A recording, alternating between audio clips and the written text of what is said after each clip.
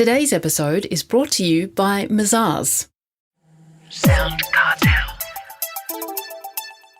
If a staff member is underperforming, avoiding the discussion is not a good solution. Nipping it in the bud is the obvious answer. But what's the best way to go about doing that? From SoundCartel, I'm Nicole Goodman, and this is Business Essentials Daily.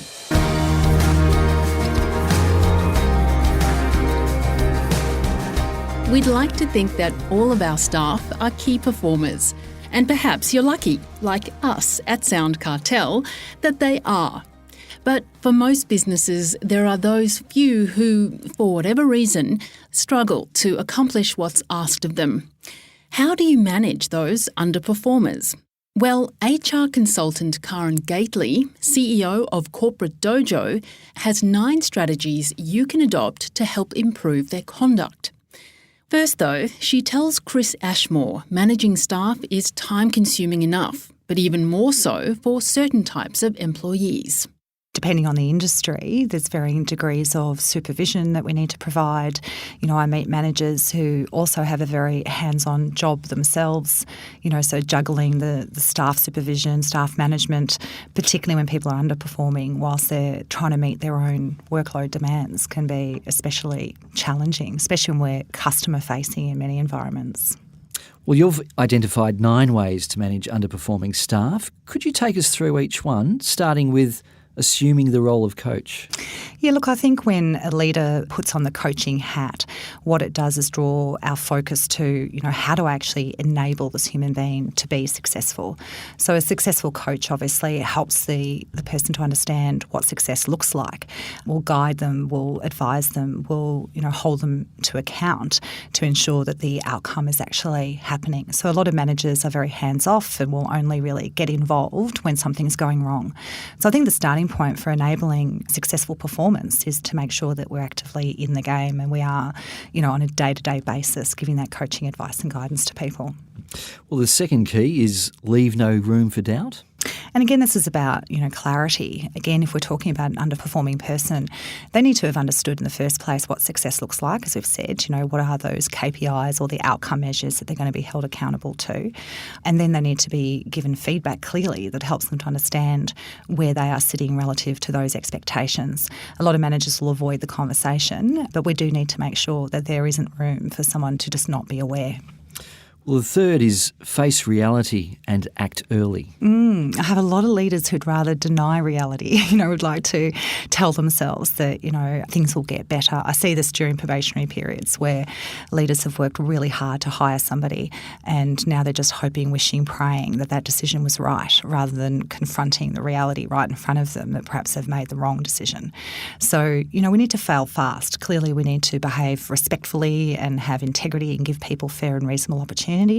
But again, if we see that things are not going the way they need to, face it. There's no point denying it, avoiding it, because the day's going to come. We're going to have to deal with it anyway. Well, the fourth is engage in honest conversations. Yeah, the fear of the honest conversation, again, is a common reason why leaders don't address things. The ability to deliver honest feedback with respect and sensitivity is one of the most important things we need to know how to do as a leader. So whatever we can do to help someone, again, to understand their reality, to inspire them to want to take steps to improve, the more chance we've got of actually helping someone to get there ultimately. The fifth is understand the problem. So often leaders will say to me, they're just not quite where I need them to be. They're giving me a compliant contribution. They're doing just enough to keep their job, but there's so much more that they could deliver. But often they're not then able to articulate exactly what that looks like. What is the gap between what is happening and what needs to be happening, or where do you think there is more potential that's not been realised or brought to the job? And then being able to break that down into specific skill sets or specific behaviours or ways of going about things that need to improve. Having a conversation with someone that just simply says you need to do a better job is actually not helpful. It tells them that they need to sit up straight and be alert, but it doesn't actually tell them what to do differently. So you need to understand the problem if you're going to coach somebody else to fix the problem. Interested in startup culture or an entrepreneur yourself, perhaps? Then you will love the history of the Australian startup ecosystem. a new podcast series that examines the rich history of Australian startups. Be inspired by guests like Tim Fung, founder of Airtasker, Daniel Flynn, founder of Thank You, Cameron Adams, co-founder of Canva, and the founders of VCs, Blackbird and Square Peg. Follow the history of the Australian startup ecosystem wherever you listen to podcasts. The link is also in the show notes of this episode. Number 6, assess engagement. You know, the likelihood that someone's going to come out successfully through a performance improvement process is really going to come down to whether or not they are engaged with the need to improve. If someone doesn't have awareness, then they're unlikely to obviously be able to move forward. But equally, if they're not committed to that change, so we'll often help leaders to deal with performance issues where the person is absolutely in denial, pushing back, not wanting to recognise reality, and in which case they're just not going to actually come on the journey. 7 is act with strength and compassion. Yes, it's about being both, strong, clear, assertive in the way you communicate around improvement expectations. But there's never an excuse to be rude. There's never an excuse to be disrespectful.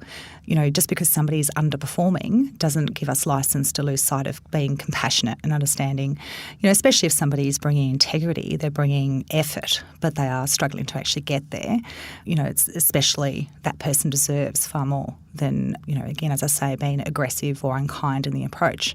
But equally, I see leaders become the friend and want to take too much of a softly kind of approach, which again waters down the clarity that the person has about how urgent or important the situation is. So neither being too soft or too hard works. We need to balance in the middle where we are being both firm and fair.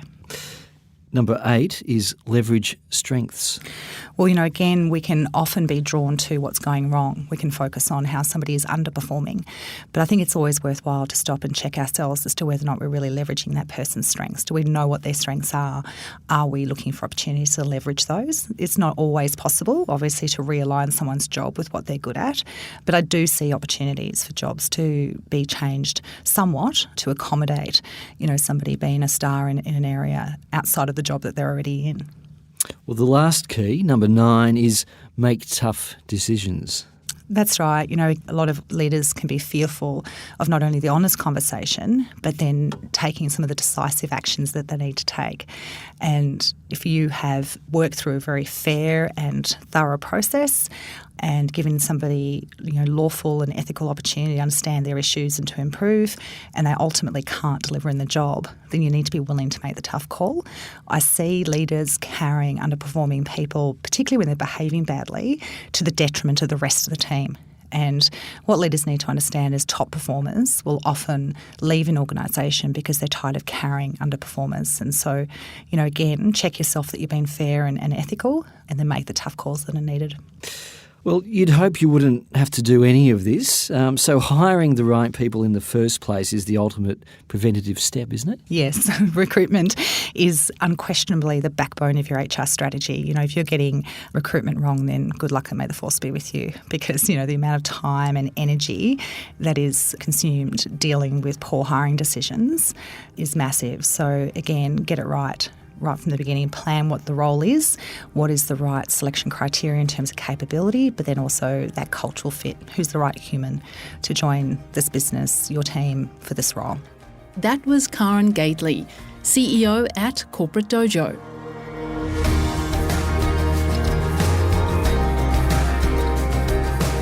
This episode of Business Essentials Daily is produced by the team at SoundCartel. Thanks for listening. I'm Nicole Goodman. We'll bring you more Be Daily tomorrow. Follow at BE Daily Podcast across social media and head to bedaily.com.au for more from the Business Essentials Daily podcast. SoundCartel. This episode was brought to you by Mazars. To find out more, visit mazars.com.au. That's mazars.com.au.